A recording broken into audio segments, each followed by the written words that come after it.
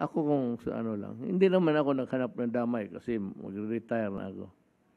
Pero matagal na rin yan sila. Halos kaedad ko yan eh.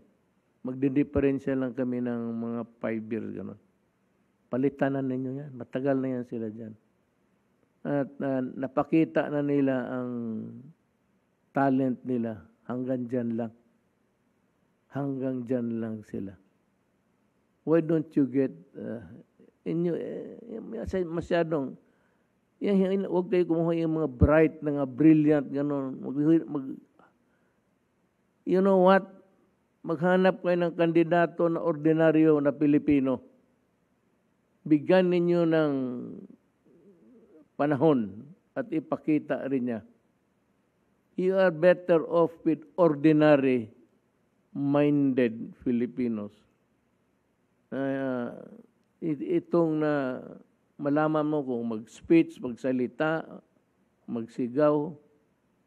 Kasi kung ako rin ang punta dyan, sabihin ko, Hoy buang, Pilipino ako, Pilipino ka rin. Ang problema lang na ilagay ka dyan sa position mo na hindi karapat-dapat. Time to correct this aberration. Panahon na talaga na I'd like to advise, not tell, advise the Filipinos na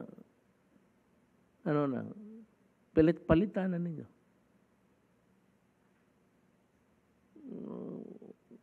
Paano? Huwag ninyong iboto. Kung magulo sila, may police, may military, they are the guardians of peace. So, do your duty. Sabihin ko sa kanila.